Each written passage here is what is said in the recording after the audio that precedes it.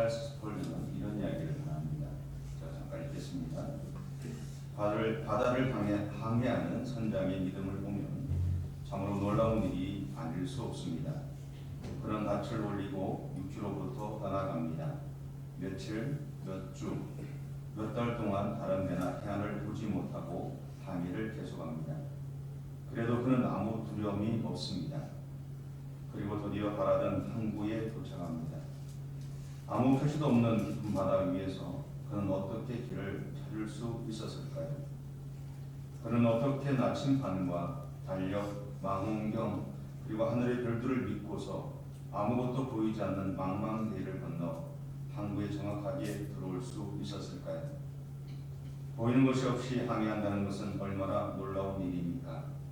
영적인 의미에서 시각과 감정의 대안을 떠나는 일, 다시 말해 내적 감정이나 보이는 증거 따위의 작별을 구하는 것은 복된 일입니다. 우리는 하나님의 사랑의 바다에서 노를 저으며 하나님을 믿고 하나님의 말씀의 지시에 따라 하나님의 나라로 항해하고 있습니다. 그러기에 우리는 지금 즉시 예수 그리스도를 믿어야 합니다. 페르시아의 아수르 왕의 왕 때에 유대인이었던 에스더가 왕후가 되었죠. 근데 얼마 지나지 않아서 페르시아 왕국에 있던 유대인들에게 죽음의 공포가 다가옵니다. 그 이유는 하만이라는 장군이 자신을 인정해준 왕에게 보답하기 위한 목적이 하나 있었고, 또 하나는 자신이 왕에게 인정을 받고 있는데 자신을 돌아보니 유대인들은 그런 자신을 존경하지 않는 것처럼 보였던 거죠. 그래서 그 유대인들을 멸망시키고 싶었던 겁니다. 이런 일을 하면서 모르드게가 에스더를 찾아와서 도움을 요청합니다. 근데 에스더 입장에서는 그 요청을 들어주기가 쉽지 않았습니다. 왜냐하면 첫째는 지금 왕이 자신을 찾지 않은 시간이 한 달 정도가 지났다는 거죠. 왕이 다른 여인 때문인지 아니면 나라의 정사에 빠져 있어서 그랬는지 모르지만 어쨌든 왕이 자기를 찾지 않은 지가 한 달이 지났습니다. 눈에 안 보이면 멀어진다고 그러잖아요. 그런 것 같아요. 또 하나는 뭐냐면 페르시아에서는 왕의 안전을 위해서 왕이 부르기 전에 다가오는 사람은 모든 사람을 자객으로 생각합니다. 그래서 그런 사람은 죽였다. 그럼에도 에스더는 이 모르드게에게 자신을 위해서 기도하기를 요청하지요. 그리고 나서 그녀는 죽으면 죽겠다는 심정을 가지고 왕을 찾아갔습니다. 여기서 죽으면 죽겠다라는 말을 다르게 표현하면 내려놓았다라는 말이 됩니다. 이 말은 자신의 모든 것을 하나님 앞에 내려놓고 전적으로 하나님이 이루어 가실 것을 믿음으로 행동하고 기다리는 신앙의 자세를 말합니다. 에스더가 이러한 신앙의 자세를 가진 것을 보신 하나님은 그의 길을 인도하시죠. 그 결과 왕의 눈에 에스더가 아름답게 보였어요. 그 이야기는 왕이 그녀가 왔을 때 그녀가 오는 것을 허락했다라는 거죠. 자신을 호위하는 사람들이 그녀를 죽이기 전에 허락했다. 이런 하나님의 일하심을 통해 이스라엘 백성들은 생명을 보존할 수 있었습니다. 에스더를 통해 우리는 우리를 위해 자신의 생명을 주신 예수님을 생각하게 됩니다. 그리고 에스더의 태도는 지금 하나님의 부르심 앞에 서 있는 모세에게 그가 어떠한 삶을 살아가야 하는지를 알려주고 있습니다. 하나님이 모세에게 원하신 것은 하나님의 부르심에 순종하는 것, 다른 것은 없었어요. 모세에게 능력이 있기 때문이 아니라 있고 없고의 문제가 아닙니다. 그에게 재능이 있고 그에게 주변에 사람이 많고 권력이 있고 권세가 있고 이런 것들이 아닙니다. 하나님이 모세에게 요청하신 건 딱 한 가지, 순종하라는 거예요. 하나님의 부르심에 순종하라는 거예요. 다른 이야기는 다르게 표현하면 그러고 나면 나머지는 하나님이 채우신다. 우리가 하나님 앞에서 믿음의 길을 갈 때, 우리가 하나님의 부르심에 순종했을 때 하나님이 요청하시는 딱 한 가지, 그냥 순종하라. 나머지는 내가 채우겠다. 너희 부족함을 내가 채울 것이고 너희 연약함을 내가 채울 것이고 우리가 불안해하고 어려워하는 것까지도 하나님이 채우시겠다. 그건 하나님의 몫이다. 그럼 우리가 기억해야 되는 것이 있습니다. 목사님 저도 마찬가지지만 목사들도 기억해야 되는 게 뭐냐면 내가 무엇인가를 바꾸려고 하면 안 됩니다. 나는 바꾸는 존재가 아니라 목사는 전달하는 존재죠. 하나님의 마음을 교회에 전달하는 존재가 목사입니다. 바꾸는 존재가 아닙니다. 바꾸는 건 누가 할까요? 하나님이 하시는 거예요. 자기의 자리를 잘 지켜야 되는 거예요. 우리는 하나님이 부르셨을 때 그 부르심에 순종하시면 됩니다. 나머지는 하나님이 하시죠.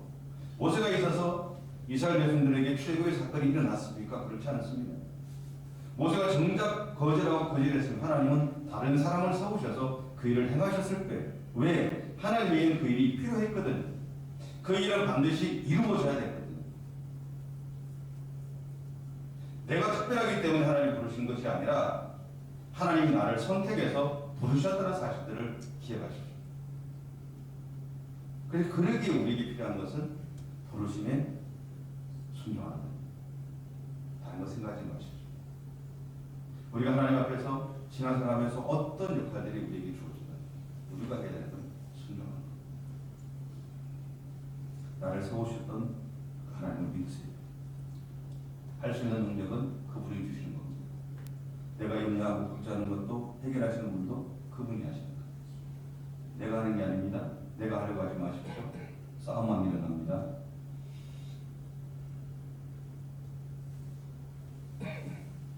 그럼에도 불구하고 지금 하나님이 모세에게 요청하신 일의 규모가 너무 컸어요. 출애굽기 3장 10절부터 12절에 이런 말씀이 있습니다. 이제 내가 너를 바로에게 보내어 너에게 내 백성 이스라엘 자손을 애굽에서 인도하여 내게 하리라. 하나님이 이르시되 내가 반드시 너와 함께 있으리라. 네가 그 백성을 애굽에서 인도하여 낸 후에 너희가 이 산에서 하나님을 섬기리니 이것이 내가 너를 보낸 증거니라. 여러분한테 그런 얘기 많이 했잖아요. 나는 목사도 안 믿고 성도도 안 믿는다고. 왜? 상처를 많이 받았어. 징글징글하다. 근데 제가 전에 그런 이야기 했어요. 그럼에도 불구하고 제가 이 자리에 있는 것은 하나님이 여러분을 사랑하는 마음을 주셨기 때문에 내 의지로 하는 것이 아니라 하나님 그분이 그것을 감당하게 하셨기 때문에. 그렇잖아요?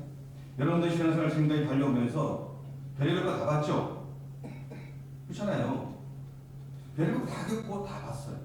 그럼에도 불구하고 여러분이 하나님 앞에서 믿음의 삶을 살아가는 이유는 뭐예요? 나도 모르게 하나님이 여기로 이끌어 가시잖아요. 나도 모르게 하나님이 나로 하여금 헌신하게 하시잖아요. 나도 모르게 내 안에 하나님이 마음을 주시잖아요. 그것이 중요합니다. 그것이 중요해요. 출애굽기 3장 10절에서 12절에서 이야기하시는 이 말씀은 사실은 모세가 40년 전에 그가 애국 왕조에 있을 때 이미 시도했거든요. 하지만 그때 모세는 유대인과 애국 사람에서 했었다. 이때 모세가 유대인들에게 느꼈던 배신감은 상당했었거든요. 그래서 그런 동족들에게 가지고 있었던 마음을 포기했을 거예요. 다시는 그런 충격을 경험하고 싶지 않았을 겁니다. 제가 여러분에게 종종 그런 얘기 하잖아요. 제가 일어났던 기억 안 하셔도 되고 기억하셔도 괜찮아요. 근데 종종 말씀을 드렸어요. 근데 저는 이제 그런 아픔에서 거의 회복이 됐어요. 이걸 신경 안 쓰고 살아요. 가장 큰 게 뭐냐면 내가 염려하던 것들 그냥 던져놓고 있어요. 하나님한테. 내 문제 아니잖아요. 내 문제 아니고 내가 해결할 수 없는 문제. 그럼 내 문제가 아니죠. 내가 해결할 수 없는 문제는 내 문제가 아닙니다. 이것은 그분의 문제죠. 다만 하나님이 제게 다시 그 일을 겪어야 하는 자리에 가라고 하신다면 절대로 안 갈 겁니다. 왜냐하면 그때 제가 겪어내야 했던 마음의 상황과 아픔을 그리고 제 가족이 겪어내야 했을 그 고통의 시간들을 반복하고 싶지 않기 때문에. 근데 지금 하나님의 부르심 앞에서 모세는요, 자신이 40년 전에 포기했던 바로 그 일을 해야 하는 상황에 있었다. 이게 결코 쉽지 않은 일. 그런 모세를 보시면서 하나님은 모세에게 부르심에 대한 확신이 필요하다는 것을 아셨어요. 그래서 본문에 보면 지팡이를 뱀으로 만들고 다시 그 뱀으로 된 것을 다시 지팡이로 만들고 모세의 손을 가슴에 넣었다가 뺐더니 문둥이가 되고 그걸 다시 넣었다 뺐더니 몰래 색깔로 돌아오게 만드셨죠. 그것은 모세로 하여금 자신의 부르심을 확인시켜줍니다. 그럼에도 불구하고 모세에게 그 두려움은 깊었습니다. 생각해보세요. 이게 물인데 이게 주머니에 넣었다가 뺐더니 이게 콜라가 됐어. 다시 넣었더니 다시 물이 됐어. 하나님 나를 불렀어요. 그죠? 그죠? 그러면 예배 끝나고 집에 가. 집에 가는데 다시 그 마음이 그대로 계속 유지가 될까요? 안 돼요. 그건 뭐냐면 우리 안에 갖고 있는 상함이 그만큼 크다는 거예요.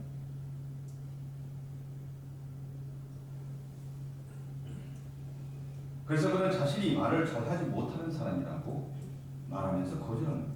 하나님의 부르심을 위해서. 생각해 보세요.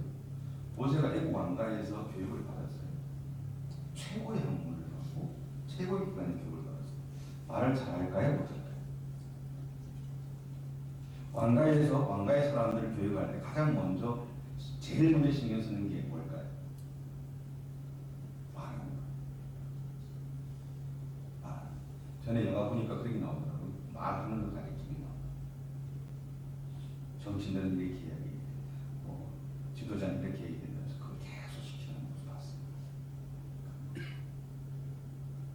실제로 모세가 이스라엘 백성들을 이끌고 나아갈 때 백성들은요, 성경에 나오지는 않아요. 그런데 그 전체적인 내용을 보면 모세의 말에 웃고 울었을 거예요. 사람들의 마음을 가지고 놀 수 있을 정도로 모세는 사실은 말을 굉장히 잘하는 사람. 이런 모세의 마음을 아셨던 하나님이 출애굽기 3장 12절과 4장 11절과 12절을 통해 이렇게 약속을 하세요. 하나님이 이르시되 내가 반드시 너와 함께 있으리라. 내가 그 백성을 애굽에서 인도하여 낸 후에 너희가 이 산에서 하나님을 섬기리니 이것이 내가 너를 보낸 증거니라. 여호와께서 그에게 이르시되 누가 사람이 이걸 지었느냐? 누가 말 못하는 자나 못 듣는 자나 눈 밝은 자나 맹인이 되게 하였느냐? 나 여호와가 아니냐? 이제 가라. 내가 네 입과 함께 있어서 할 말을 가르치. 이런 하나님의 약속 앞에서 모세는 용기를 내게 되거든요. 그리고 하나님은 모세가 온전히 하나님 맡기신 사명을 감당하는 일에 집중할 수 있도록 첫 번째로 하신 게 뭐냐면 그의 아내와 아들을 떠나 있게 하셨다. 저는 목사의 아들로 자랐습니다. 요즘은 목사들도 자신의 가족을 먼저 챙기려고 노력합니다. 이왕이면. 그런데 제 선친 때는 목사는 교회 공동체를 먼저 챙겨야 했습니다. 그것이 옳은 줄 알고 살았어요. 그래서 목사의 가족은 아버지가 목사였기 때문에 많은 시간 스스로 생존해야 했습니다. 그러면서도 항상 성도들의 시선을 의식하며 살았습니다. 그렇게 살았기 때문인지 모르지만 저 또한 그렇게 살아왔습니다.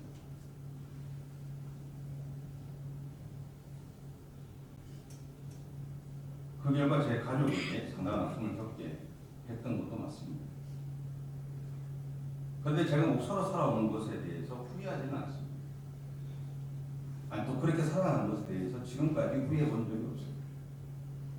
왜냐하면 제가 인정받으면서 자신 있게 목회 현장에 있을 때에도 그리고 상처투성이로 간신히 하나님을 붙잡고 목회를 연명하고 있을 때에도 참 많은 사람들이 부족한 저를 통해서 회복되어 가는 것을 보았기 때문입니다. 동시에 참 많은 사람들이 나를 위해서 기도해주고 협력해줬던 것들을 보았기 때문에 그렇습니다. 후회하지 않습니다. 그렇게 산 것에 대해서. 아픔을 준 것에 대해서는 후회함이 있지만 제가 제 선처를 보고 배운 대로 내가 목회 현장에서 살아가는 것에 대해서 후회해 본 적이 없어요. 전에도 말씀드렸지만 제 선처는 2번의 사형 선고를 받았습니다. 죽는다고 병원에 포기를 한 거죠. 그 결과 나중에는 2개의 폐 중에 하나의 폐가 없어요. 완전히 없고요. 하나는 3분의 2만 있어요. 근데 그것을 가지고도 최선을 다해서 하나님이 맡기신 사명을 감당하고자 했던 선처를 저는 보고 자랐어요. 자신에게 주어진 그 일을 최선을 다해서 하는 모습을 보고 자랐어요. 이것은 제가 내일 죽는다고 해도 죽음을 맞이하는 그 순간까지 하나님이 나에게 맡기신 사명을 감당하며 살아간다는 것을 의미합니다. 이것은 흔들림 없는 제 안에 있는 마음이죠. 저는 제 선친보다 2폐가 멀쩡하고요. 제 선친보다 더 건강해요. 그래서 저는 그렇게 살아갑니다. 오늘 모세에게서 아내와 아들을 떼어놓으신 하나님이 그에게 바라신 것이 바로 이러한 마음이 아니었을까요? 그래서 이후부터 모세에게는 이스라엘 백성들이 유일한 가족이 되었습니다. 하나님이 그의 아버지가 되셨고요. 그런데 그런 가족들이 자신을 믿지 못하거나 하나님의 마음을 이해하지 못하는 현장에 섰을 때 모세가 느꼈을 배신감은 말로 표현할 수 없었을 겁니다. 하지만 그럼에도 그는 자신의 가족이었던 이스라엘 백성들을 지키려고 하나님 앞에서 자신의 생명을 담보로 기도할 수 있었다. 2번째는요. 하나님은 아론에게 광야로 나가 모세를 맞으라고 하셨습니다. 40년 전에 아론은요. 모세가 자신의 동생임에도 불구하고 외면했어요. 하지만 하나님은 이제 그에게 동생으로서가 아니라 그의 지도자로서 모세를 맞아들이라고 명령하십니다. 사람은 공과 사를 구별할 줄 알아야 합니다. 공과 사를 구별할 줄 알아야 합니다. 제가 이렇게 얘기하면 아주 쉽게 이야기하지만 사실은 우리가 삶을 살아갈 때 가족이든 아니면 교회든 어디든 공과 사를 분명하게 할 줄 알아야 합니다. 실제로 성경에 보면 모세를 지도자가 아니라 자신들의 형제로 생각했을 때 아론과 미리암이 그의 자리에 도전하는 것을 보게 되죠. 그때 하나님은 미리암을 쳐버리잖아요. 미리암을 치심으로 무엇을 명확하게 하느냐면 아론과 백성들에게 모세가 너의 형제 이전에 지금은 너의 지도자라고 내가 세운 나의 지도자라고 너희의 지도자라고 명확하게 선언하고 있습니다. 왜 미리암에게만 묻는 게 생겼느냐? 그런 게 중요한 게 아니고 그것을 통해서 보여주고자 하시는 것은 이제는 더 이상 모세가 이스라엘 백성들의 대표자로서 지도자로 세워져 있다는 사실들을 너희가 잊어버리면 안 된다는 거예요.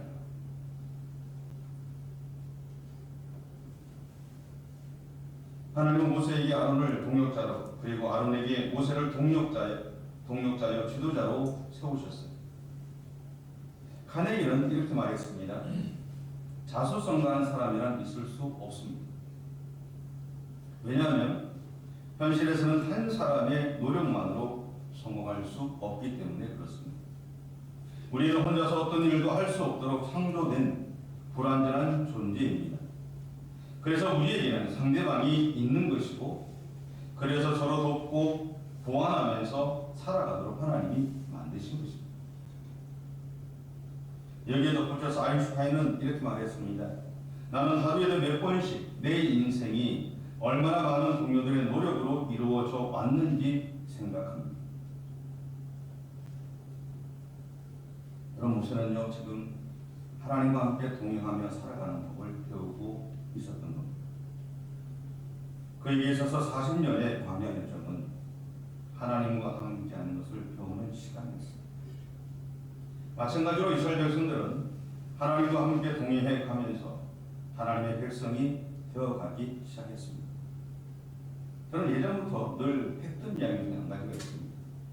목사는 죽을 때까지 목사답게 되어가는 과정에 있는 사람이고, 성도는 죽을 때까지 성도같이 되기 위해서 노력하는 사람. 우리가 진정한 목사로 언제 서느냐? 하나님 나를 부르셨습니다.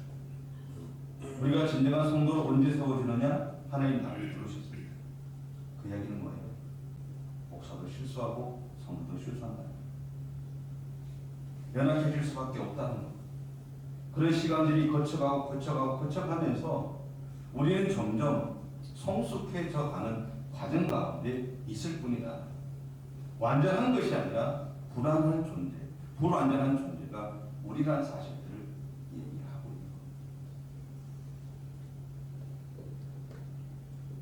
여러분, 우리의 삶이 하나님과 상관없이 돌아간다면 우리는 하나님의 백성일 수 없습니다. 우리가 하나님께 붙어 있기 때문에 우리는 하나님의 백성이고 자녀입니다. 또한 자녀이기에 하나님의 보호하심과 은혜를 받아 누리고 있습니다. 마찬가지로 하나님은 오늘 우리 각자를 부르셨습니다. 그리고 우리가 하나님을 바라보는 것에 집중하지 못하게 하는 것을 멀리 하게 하셨습니다. 그런 다음에 우리 서로가 서로에게 동력자가 되게 하셨습니다. 기억하십시오. 내가 있으면 당신이 있고, 당신이 있으면 내가 있습니다. 하나님이 계시면 우리가 있고, 우리가 있으면 하나님이 있습니다. 여러분 옆에 있는 분이 있으면 내가 있는 자는 것. 그렇잖아요? 성도 없는 목사가 있나요? 목사 없는 성도가 있을 수 있나요? 그래서 우리는 서로가 있기 때문에